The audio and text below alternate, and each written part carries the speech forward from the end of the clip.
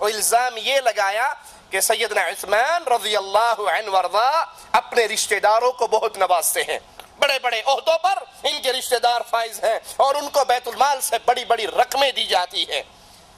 الزامات کا یہ جال اتنی مہارت سے بچھایا گیا کہ بہت سے نیک دل لوگ بھی ان کے اس جال کا شکار ہو گئے۔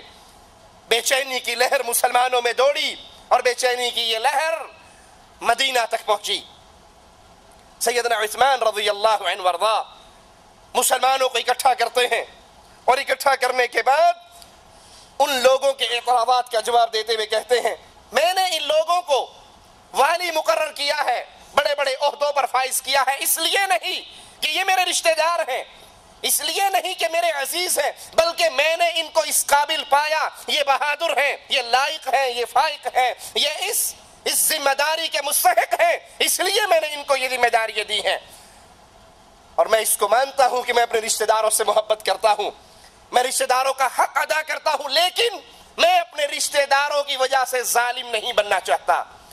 یہ بات درست ہے، میں اپنے رشتہ داروں کو مال دیتا ہوں اور دل کھول کر دیتا ہوں، لیکن اللہ کی قسم میں نے اپنے سارے رشتہ داروں کو اپنا مال اپنی جیب سے مال دیا ہے، مسلمانوں کے بیت المال سے نہیں دیا۔ مسلمانوں کا بیت المال میرے لیے بھی اور میرے باقی رشتہ داروں کے لیے بھی حرام ہے، جو معروف حق ہے وہ ہے، باقی میں اپنے رشتہ داروں کو اپنے پاس سے نوازتا ہوں، اپنے مال سے نوازتا ہوں۔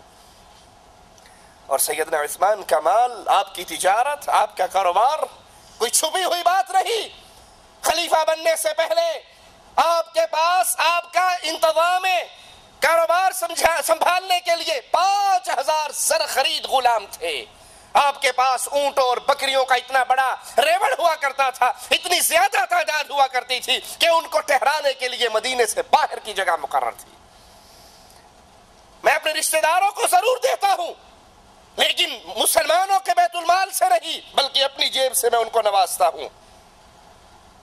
سیدنا عثمان رضی اللہ عنہ وارضا ان تمام الزامات کا جواب دے رہے، اور ان پہ یہ اعتراض بھی ہوا کہ طرابلس کی لڑائی میں عبداللہ بن سعد جو اسلامی فوج کے سپہ سالار تھے، میں نے ان سے وعدہ کیا تھا کہ میں لڑائی میں مال غنیمت میں سے جو 5واں حصہ آئے گا بیت المال کا، وہ میں تمہیں عطا کر دوں گا۔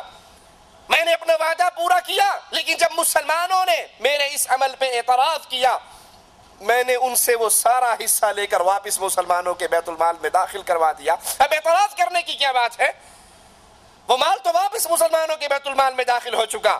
سیدنا عثمان پر ایک الزام باغیوں نے یہ بھی لگایا کہ مدینے کے باہر ایک چراگاہ ہے جس سے عوام فائدہ اٹھاتی تھی، اب وہ سرکاری ملکیت میں دے دی گئی ہے اور مسلمانوں کو فائدہ اٹھانے سے روک دیا گیا۔ اس کے جواب میں سیدنا عثمان رضی اللہ عنہ وارضا فرماتے ہیں کہ یہ چراگاہ میں نے اس سے عام لوگوں کو منع نہیں کیا اور عام لوگوں کے مویشیوں کو چرنے سے منع نہیں کیا، اور نہ میں نے اس کو سرکاری ملکیت میں دیا، بلکہ یہ تو میری خلافت پر بیٹھنے سے پہلے ہی مجھ سے پہلے والے خلیفہ نے یہ عمل کر کے مسلمانوں کے سرکاری بیت المال کے اندر اس کو کر دیا تاکہ بیت المال کے جتنے گھوڑے اور اونٹ ہیں وہ اس چراگاہ کے اندر چر سکے۔ میرے پاس تو ذاتی صرف 2 اونٹ ہیں۔ وہ عثمان رضی اللہ عنہ جس کے جانور لا تعداد، جو بے شمار مال کا مالک، 1000 اونٹوں پر لدا ہوا تجارت کا قافلہ تیار ہے، مسلمانوں میں قحط کا منظر پیش آتا ہے، سیدنا عثمان وہ سارا مال مسلمانوں کے اندر بانٹ دیتے ہیں۔ اور آج خلافت کے بوجھ کو سنبھالنے کے بعد کیا کہتے ہیں؟ میرے پاس تو صرف 2 اونٹ ہیں، اور وہ 2 اونٹ بھی میں نے اللہ کے گھر کے حج کے لیے رکھے ہیں، اللہ کے گھر جانے کے لیے، حج اور عمرہ کرنے کے لیے۔ اور تم جانتے ہو کہ خلافت سنبھالنے سے پہلے مدینے میں مجھ سے زیادہ اونٹوں اور بکریوں کا مالک اور کوئی نہیں تھا۔ جتنے جانور میرے پاس تھے اب وہ سب میں بانٹ چکا ہوں اللہ نام پر، میرے پاس تو صرف 2 اونٹ ہیں۔ یعنی یہ چراگاہ اگر اس سے تم یہ سمجھتے ہو میں نے عوام کو روک کر اپنے لیے خاص کی ہے، تو میرے پاس تو جانور ہی نہیں ہے، 2 اونٹ ہیں صرف جو میں نے اللہ کے گھر کے حج کے لیے رکھ رکھے ہیں، باقی تو میں سب کچھ بانٹ چکا ہوں۔ مگر فتنہ کرنے والوں کو ان جوابات سے کوئی سروکار نہ تھا۔ ان کا مقصد ان جوابات سے اپنے دل کو مطمئن کرنا نہیں تھا، بلکہ ان کا مقصد تو فتنے کی آگ کو بھڑکانا تھا تاکہ مسلمانوں کی سلطنت کے اندر فتنہ برپا ہو. اور یہ جو اسلامی فتوحات کے دروازے کھلے ہوئے ہیں، مسلمان آئے دن کبھی کسی ملک پہ حملہ کرتے ہیں اور لا الہ الا اللہ کی حکومت کو غالب کرتے ہیں، کبھی لا الہ الا اللہ کا پیغام لے کر چین کے دروازے پر پہنچے ہیں، کبھی بلوچستان کے دروازے پر پہنچے ہیں، کہیں ہند کے دروازے پر پہنچ رہے ہیں. یہ راستہ بند ہو اور یہ لا الہ الا اللہ کے پیغام کی نشر و اشاعت رک جائے. انہوں نے اس فتنے کی آگ کو اور بھڑکایا. تو سیدنا عثمان رضی اللہ عنہ وارضا مسلمانوں کے صوبوں کے گورنروں کو، ذمہ داران کو مدینہ میں بلاتے ہیں اور ان سے اس فساد کی آگ کو ٹھنڈا کرنے پر تجاویز طلب کرتے ہیں. اور وہ گورنر جواب میں کہتے ہیں، امیر المؤمنین، یہ جتنے لوگ فتنہ پھیلا رہے ہیں ان کو گرفتار کیا جائے اور ان کو شدید سزائیں دی جائے. لیکن عثمان حلیم طبع عثمان رضی اللہ عنہ وارضا، نرم دل کے عثمان، ان کو ان کی یہ تجویز پسند نہ آئی. اور بھی کئی تجاویز آئیں لیکن یہ اجتماع کسی نتیجے پر نہ پہنچا اور محفل برخاست ہو گئی اور گورنر اپنے ملکوں کو چلے گئے. تو پھر سیدنا عثمان رضی اللہ عنہ وارضا نے 3 اقدام کیے، 3 عمل کیے تاکہ باغیوں کی بغاوت ٹھنڈی ہو جائے اور یہ فتنے دب جائیں. سب سے پہلا کوفے کے گورنر سعید بن عاص کی جگہ پر ابو موسیٰ اشعری کو مقرر کیا، کیونکہ کوفی سعید بن عاص کے دشمن بن گئے تھے اور انہوں نے خود یہ مطالبہ کیا تھا. ان کے مطالبوں میں یہ مطالبہ تھا کہ ابو موسیٰ اشعری کو ہمارا والی بنا دیا جائے. انہی کے مطالبے پر امیر المؤمنین نے ابو موسیٰ اشعری کو روانہ کیا. چند صحابہ کرام کو پورے ملک کے اندر مختلف صوبوں کے اندر روانہ کیا تاکہ وہاں جا کر وہ عام مسلمانوں کی شکایات کا جائزہ لیں کہ ان کو اس میں حقیقت کتنی ہے اور اس کو دور کیسے کیا جا سکتا ہے.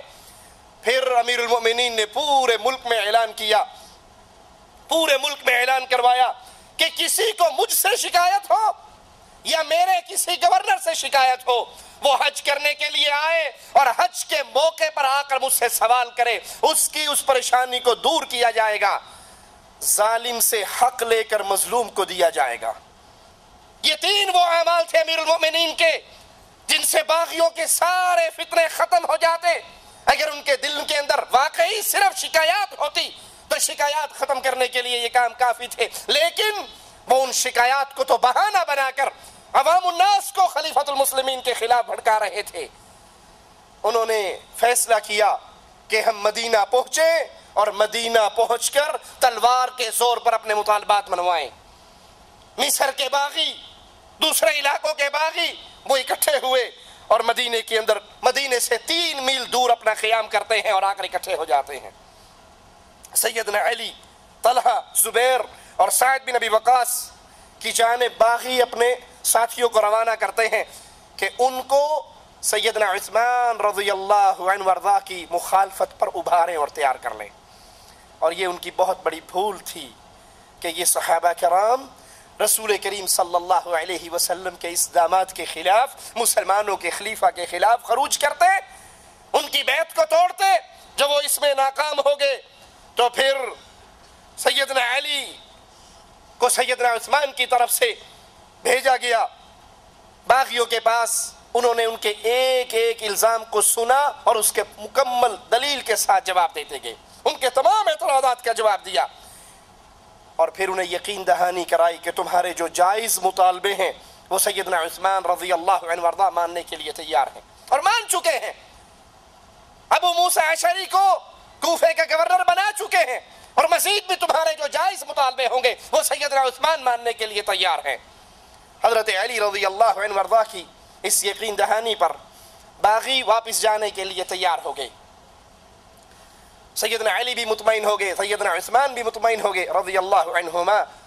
لیکن یہ اطمینان عارضی ثابت ہوا. ابھی چند دن ہی گزرے کہ مدینے کی سرزمین گھوڑوں کے ٹاپوں کی آواز سے گونج اٹھی اور باغی انتقام انتقام کے نعرے لگاتے ہوئے مدینے میں داخل ہوئے. سیدنا علی ان کی طرف بڑھے اور واپس آنے کی وجہ پوچھی کہ تم واپس کیوں آئے ہو؟